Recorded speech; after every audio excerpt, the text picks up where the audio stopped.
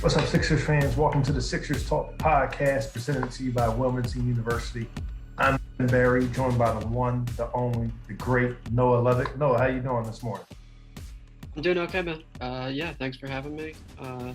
Sixers snapping a losing streak in decisive fashion last night against a process-like team. Oh yeah, no. We'll get into that. We'll get into Dwight Howard thinking the officials are targeting him and teams we want the Sixers to avoid in the first round of the playoffs, who we want them to face in the first round of the playoffs. But yeah, we'll start off with Ben Simmons' return, them snapping a 4-game losing streak, extending the Thunder's losing streak. What were your takeaways from the game last night? Yeah, I mean, in all honesty, if they lose that game, it's probably their worst loss of the season, but I don't think the outcome was ever in doubt. As you said, that's now 14 straight losses for OKC, who was without Shea Gilgeous-Alexander, without Lou Dort. So, even if they have those players, it's probably a difficult game for them. But yeah, I mean, especially with the Sixers having Ben Simmons return, the way that game was going to turn out was never in suspense. But Ben Simmons' return, I think, certainly the most important thing for the Sixers. Missed 4 games with that illness, which he described after the game as a viral thing. So just good for the Sixers to see him return, see him be healthy. He actually looked pretty good and said he felt good from a cardio standpoint. So I think that was good. Joel Embiid, on the other hand, it's clear he's not at 100%, dealing with this right shoulder issue that caused him to miss Saturday's game. You saw last night him sort of grabbing at it and not appearing totally comfortable, but still turned in an efficient 21 points and had a pretty easy short night. The Sixers were able to get their starters off the floor in the third period last night. The Sixers forced 30 turnovers. I think that's another takeaway from that game. Again, not especially difficult to do given the competition they were facing, but nevertheless, that's still a staggering number. And long term, it's one of the recipes to this team being successful in the playoffs, forcing turnovers, getting out in transition, having to play less frequently in half-court offense. So yeah, those are kind of initially what I took away from that game last night. What about you? I don't think I've ever seen 22 steals in a game. Well, maybe like AAU or high school or something like that, or like elite college versus like a D2 or D3 school or something like that. I can't think I've ever seen that in an NBA game, which is just mind-boggling. And it's amazing that this Thunder team can take away Chris Paul, just like how bad they are, just how great of a player he is. But back to Ben Simmons, Doc said like what he brings to the offense, even if he doesn't have the jump shot that threatens people. And it's crazy to watch just like the spacing that happens and how much easier the shot is for shooters, like coming into the game, Furkan early on getting that easy bucket, and the defense collapsed when he drives to the paint. And I think that's what really we all want to see, and be more aggressive. So I'm just thankful that he's back and the illness wasn't worse than it was, because they were a little tight-lipped on it. And I know people asked me, I don't know if people asked you, it's just like, is this something that fans should worry about? Is this going to be a major thing? But he's back, and I'm happy for that. Joel Embiid, yeah, the leg, the injury was going on. The Thunder don't have anyone to slow him down. Well, most of the league doesn't have anyone to slow Joel Embiid down, but he's not 100%. I don't, with the Sixers and Nets fighting that 1 seed, I'm not sure the teams talked about just giving them some more time to rest before the postseason. And if that's something you would think is a good idea, I thought bounced back and forth about it the last night as I was coming up with ideas for the pod. But he's clearly not at 100%. Tobias Harris, I think last night was one of his best two-way performances of the season. He would apply pressure on the ball for the Thunder, on and off the ball, jumping in the pass lanes. He played a phenomenal game all around, which coming from me is rare that I give him that type of praise. So I like what I saw from the big three of the Sixers last night.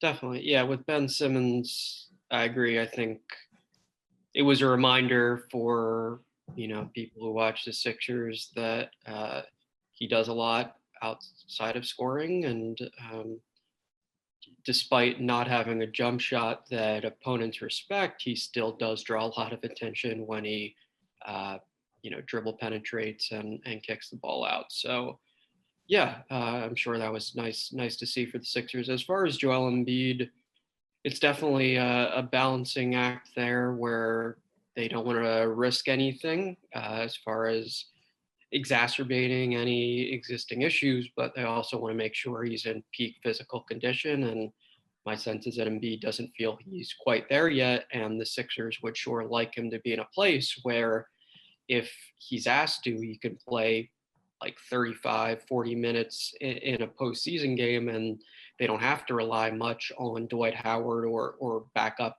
center minutes. So I think that's what they're trying to juggle here with Embiid. Yeah, it was definitely a bit concerning there. In the third period, there's a collision, and you see him kind of grabbing at his shoulder, and the next time he's at the foul line, he's sort of rotating it gingerly. I don't think any of that's ideal. I mean, Doc Rivers said he leaves that in the hands of the medical folks, and he trusts that if there's something truly serious that requires Embiid to be taken out of the game, he'll be told that.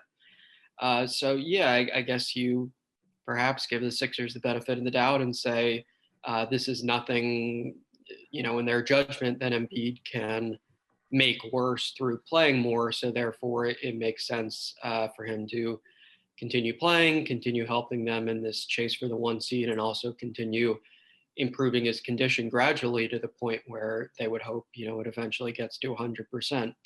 But look, I mean, if we're going to be frank, the Sixers, given their history over the last few years, you can understand why fans would have skepticism and would have some pessimism too, just about injuries, given they've had a lot of unfortunate situations on that front, and have had players suffer injuries that have been really devastating in the context of their season. Most recently, Ben Simmons, last year, that season-ending left knee injury. So I think, yeah, Ben Simmons playing last night and just proving like, look, there was no conspiracy here. This was an illness that happened to be rather serious, but it wasn't anything beyond that. I think that was pretty big. Another thing that was big last night against the Thunder was the bench. I mean, George Hill came in and gave the Sixers the level of guard play off the bench that we haven't seen in recent memory. I couldn't even tell you who's the last player the Sixers had off the bench as a guard like George Hill. He did what he did on both ends of the floor, help shore up Philly's point of attack, create passing lanes, find the open shooter, just making baskets easier for his teammates, no matter who was on the court with him. The pick and roll drop offs to the big man on the baseline.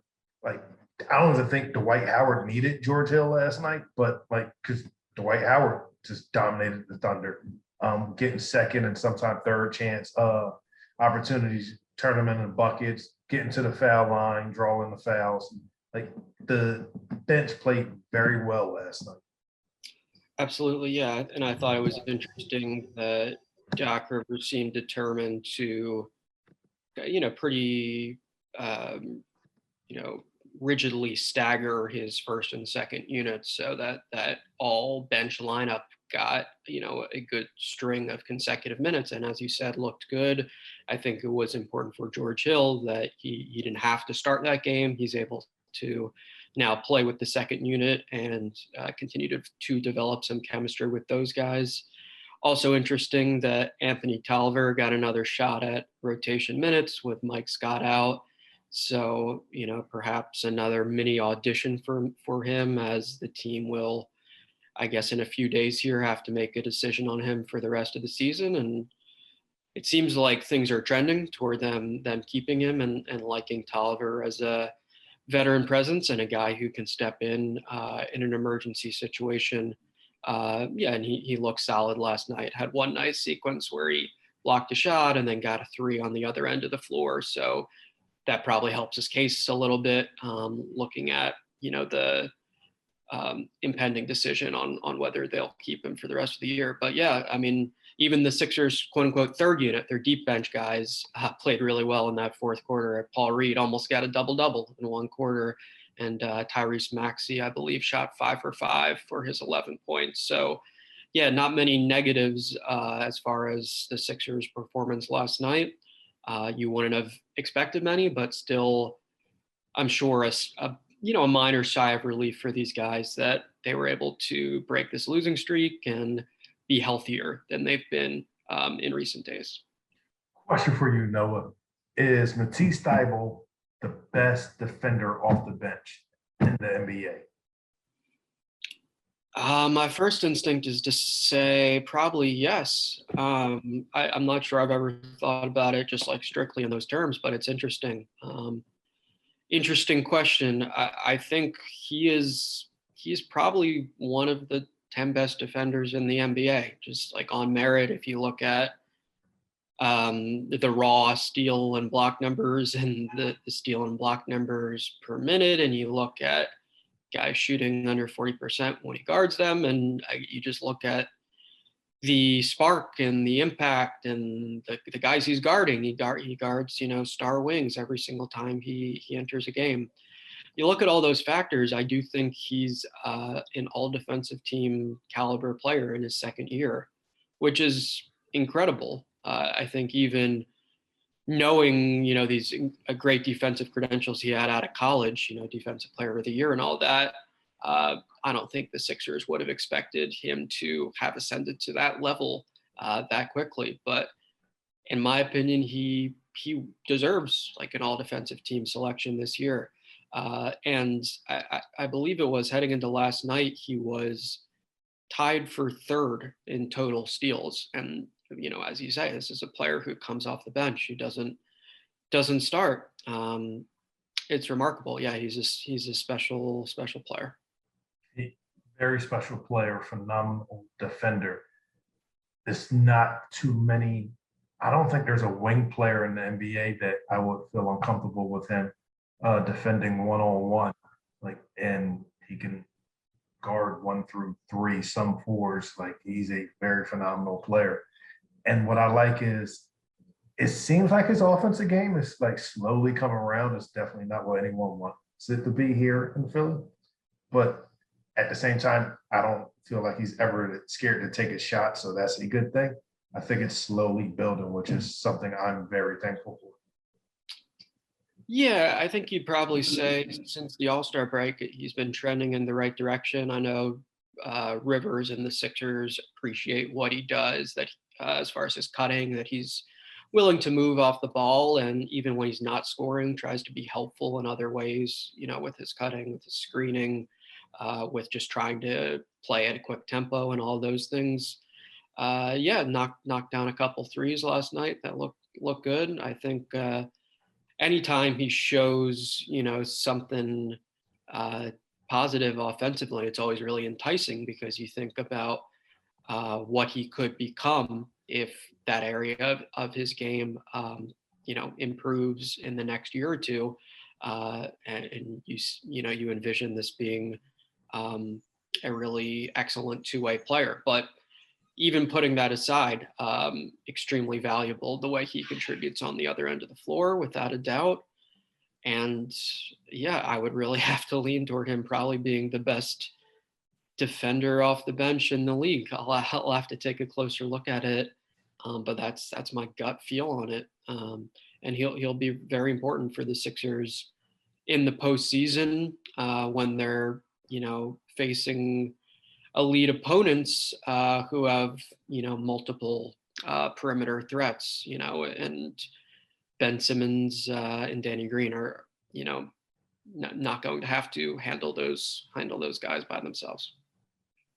We're going from one outstanding defensive player when we come back from this quick commercial break. We'll talk about Sixer that's former defensive player of the year and technical foul problem. Start college, build skills, and complete your degree with Wilmington University.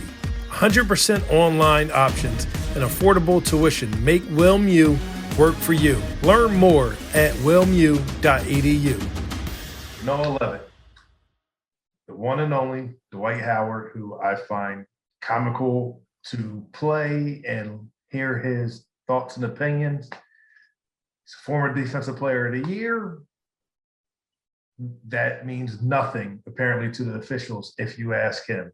He has 15 technical fouls for the season, and he believes he's getting these techs purely on reputation and that the officials are targeting him.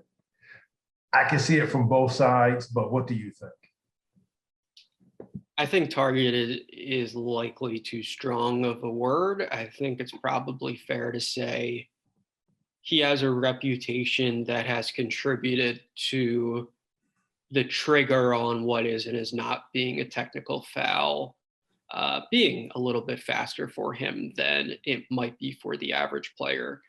According to both him and Doc Rivers, his latest technical foul was literally just for clapping, I guess, perhaps, sarcastically at the official.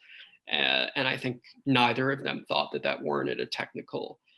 But I think also probably the majority of those 15 technical fouls, there's a good reason for them. I mean, you think back to when he got ejected from both those games in Los Angeles, like, sure, maybe you can nitpick again how the whole process unfolded, but in both situations, he was doing things that put him in a position where he might be ejected from the game, jawing with Montrezl Harrell and pushing off the ball and, kind of walking that fine line of being a nuisance for the opposition and being someone where the officials kind of can't ignore, that he's doing a lot of these quote unquote extracurricular activities. So I understand him being frustrated that it might seem like the officials are more harsh toward him. But on the other hand, and he said it himself, he has to be smarter. Like he's 35 years old. He has to understand that, it's on him to adjust essentially. Like, okay, if the officials are being harsh toward him, then he has to make sure that he's doing whatever is necessary to avoid technical fouls in the road. So he now has 15. He's one away from a 1-game suspension in the regular season, and then that'll all reset come the playoffs. And I believe in the postseason, 7 technical fouls would trigger an ejection. But obviously, any technical foul in the postseason is costly because you're hurting your team by giving the opponent free throws and all that. So I'm very curious to see what happens moving forward with his approach. He said he's not going to change how he plays. He's just, going to attempt to be a little more cautious and, intelligent about, his dealings with officials. But we shall see what Dwight Howard looks like moving forward. So Dwight doesn't make it easy on himself and his teammates and officials. I think of the Montrezl Harrell, and they started off with them both the double technicals, and I feel like that's just a lazy way out for officials and really just navigating everything. And maybe that would take too long, but I'm not a fan of the double technicals. I know what Jeff Van Gundy isn't either, only because I've heard him say it so many times on national broadcast. But after, again, what you referenced earlier, the Montrezl Harrell, they get the double technicals, then going into a timeout, a commercial break, he walks into Montrezl Harrell like you clearly walked into him on purpose, and you already got one. Why risk it getting a second? And so what you said, targeted might be a little too harsh or strong, but it definitely comes from reputation. And just some of the things are boneheaded. I know he plays with emotion and an old school style of play, but some of the decisions you're a veteran. You've been in the league since what, 18, 19 years old, and in mid 30s now. You got to make better decisions than this. And being at 15, you get 16 suspended for a game. It resets in the postseason, but this isn't something the team should have to worry about. On the other side, I do feel like the last couple of years, especially this year, players have gotten technical for like some like really ridiculous things, like Dwight getting a tech for clapping. Like maybe the official should, tougher skin or something like that. We've seen Draymond Green get a tech and ejected for yelling at his teammate. I've seen some things from officials where they've given out technical fouls that I didn't think were warranted at all. But Dwight, this, and you have to keep your composure and just be the bigger person at times. Sometimes just walk away, because clapping, whether you're doing it to get a reaction or you're sincere, 9 times out of 10 is just going to end up in a negative for your own team. Yeah, it's funny too, because we all know Dwight Howard. He has the massive smile and the big personality. I even saw last night as the teams were warming up before the game, he joined official Kenny Mauer with his stretching with the high knees, and was trying to be jovial with him and get on his good side, ahead of the game. And he commented last night after the game, the officials must have liked his new cologne. So he tries his best to be charming, but then again, it's hard, I think, for him to overcome this reputation that he's established through his many years in the NBA. And I'm not sure that there's much he can do to kind of shirk that reputation in the short term, but absolutely has to recognize his value to the team, and that he just has to avoid putting himself in spots where the officials have tricky decisions on their hands. I think that's the bottom line for him. Completely agree. Before we come back, or when we come back, me and Noah will talk about teams we want the Sixers to avoid in the postseason, or some teams we want the Sixers to face. 2 of the teams I want the Sixers to face are former Dwight Howard teams, even if he only played a handful of games for them. After a year of heartbreak and hardships, COVID-19 vaccinations are now available. But you might find yourself asking a lot of questions, like where can you get the vaccine? How much does it cost? Do you need insurance? And are you even eligible? One sure way to get your questions answered is to go to planyourvaccine.com, an interactive tool powered by NBC News and Comcast NBC Universal. There you'll find a state-by-state breakdown of where, when, and how to get your COVID-19 vaccination. Make a plan so you'll be ready when it's your turn. Go to planyourvaccine.com today. It seems like most teams have about 10 games or left in the season before we make it to the play-in tournament, then the playoffs. And even though the Sixers are vying for that number 1 seed where they're fighting it out with Brooklyn, there's some teams I don't want the Sixers to face in the postseason. Mainly, it is the New York Knicks. I know they've swept the season series with the Knicks. 2 of those games were ugly, and they were a lot closer than they needed to be. And my reason for just not wanting the Sixers to play the Knicks in the postseason is it's not that I think they'll lose to them. Hypothetically speaking, if the Sixers get the 2 seed, they'll face Milwaukee in the second round. I don't want the Sixers toying around with the Knicks going 5, 6, or even 7 games in the first round when the Bucks might sweep their first round matchup and they have more rest. So I definitely don't want the Sixers to face the Knicks, only because they play that old school, rugged 90s basketball defense. It's not going to be fun to watch. And I don't want the extra games, extra mileage on the players' legs heading into the second round.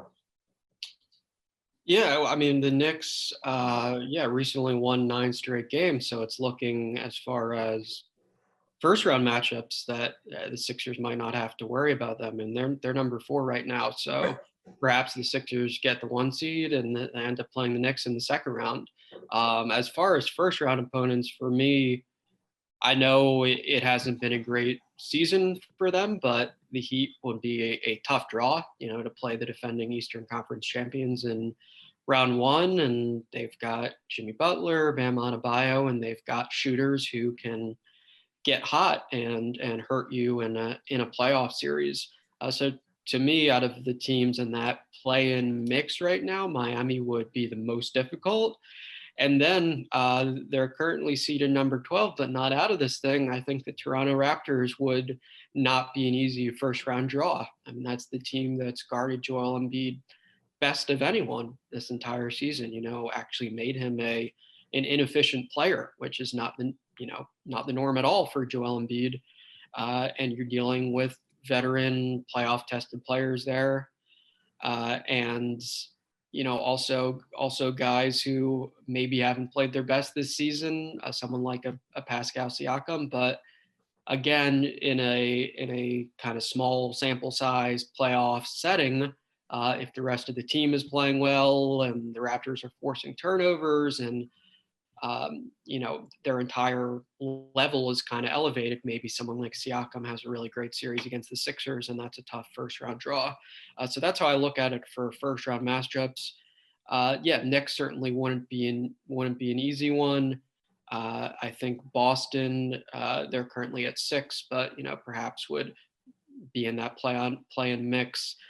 We've seen that Joel Embiid plays very well against that team, but that said, Jaylen Brown and Jason Tatum are two excellent players, and you have Kemba Walker, who still looms as somewhat of an X factor in a series. If he gets back to his prime level or plays really well, that obviously changes the complexion of the series. So that's how I'm kind of looking at things right now for the Sixers with potential matchups.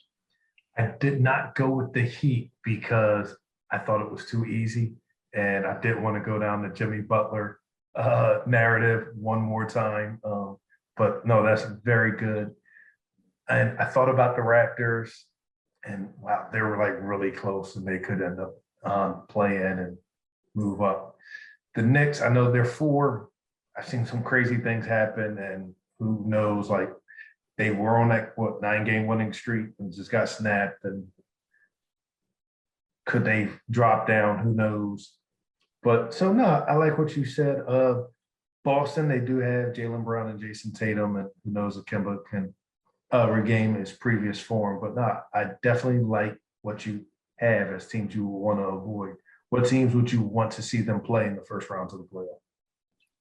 Just from an entertainment perspective, it would be cool to see them play the Charlotte Hornets, especially now since it looks like LaMelo Ball is on track to return, perhaps in a week or so, I believe. The Sixers have played Charlotte, very well this season. Also, they haven't seemed too much of a challenge for them. I believe there was one game in Charlotte where the Sixers held a big lead and then kind of let off the gas a little bit. But other than that, the Sixers have looked comfortable in that matchup, and that's just a very, very fun young team, and it would be cool to see them in a playoff series. And I think it's one that the Sixers likely wouldn't be too concerned with.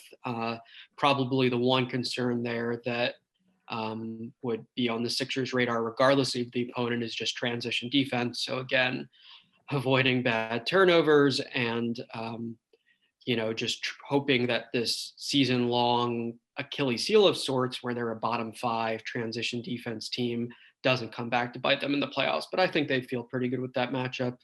The Wizards would be an interesting first round draw.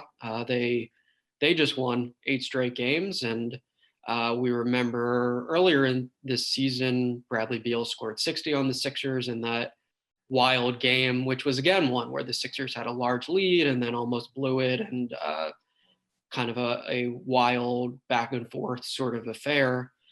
Again, I think all these matchups, the Sixers would obviously be favored, provided that they're healthy.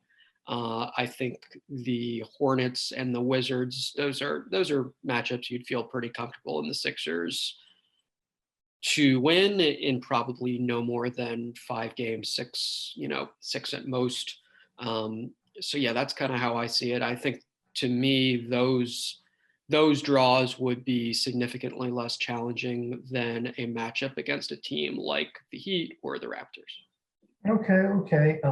I agree with those two, the Wizards and no, I agree with the Wizards. I agree with the Hornets.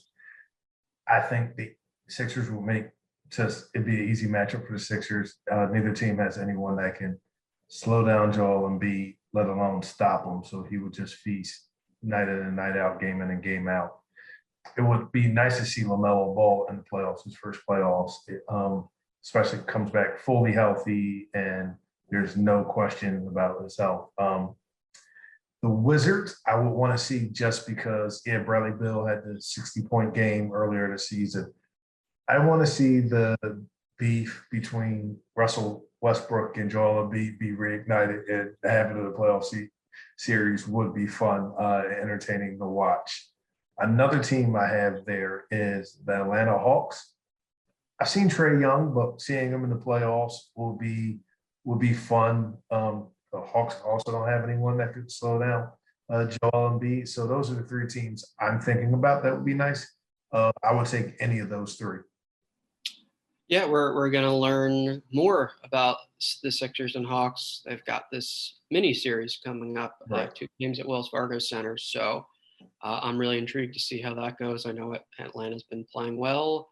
Trae Young is a guy that has given the Sixers problems in the past, just with the deep range and the pick and roll ability. I think in previous seasons, Sixers had this they were pretty steadfast in their approach of like, we have to go over the screen and play very conservative drop pick and roll coverage, and they didn't deviate from that very much, and it was problematic against players with this deep range and the pull-up three shooting abilities such as a Devin Booker or Trae Young, guys who can hit the long threes but also be creative and effective out of the pick and roll. So that could be a fun matchup.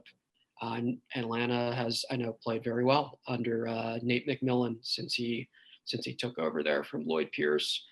So it'll be interesting to see how this little mini series plays out starting Wednesday at Wells Fargo Center. Before we get out of here, Noah, I got 2 questions for you. First one, what are you working on the website? So later today, I'll have something on the Ben Simmons, Matisse Thybulle defensive duo, and then also just the broader question of how much the Sixers should be playing those guys together in the postseason, given it's not the best offensive unit typically, but they're obviously brilliant defensively when they share the floor. And then Wednesday, myself and our great video producer, Steve Graham, will have a Matisse Thybulle film review. So I actually just looked at every Matisse Thybulle steal and block over a week period, and then kind of examined it a little closer through the lens of the spectrum of Thybulle's risks. So looking at the gambles he takes and which ones are smart and which ones are maybe not the most prudent for Matisse to take. Oh, nice. Listeners, go check that out at NBC Sports Philadelphia. Great stuff Noah puts out. The last thing before we get out of here, NFL draft is this weekend. Does it matter to you who the Eagles take with their first round draft pick? Do you want them to trade up, trade back again? Or is there someone at 12 you want them to take? It doesn't matter to me personally. I always enjoy the drama in this city, and which is fully invested in the Eagles. So I will eat up any drama, and I'm sure our guys, Dave Zangaro and Ruben Frank, will have it covered from all angles. So I'm excited to read their coverage. I'm excited for the excitement about the Eagles. If you're an Eagles fan and you don't subscribe to Eagle Eye, subscribe. It's a new pod every night after the draft this week. Noah, thanks for joining us here on Sixers Talk. It was a pleasure. You're one of the best. There's a Sixers Talk presented to you by Wilmington University. WilMU works. We are clear. Thanks, Superstar.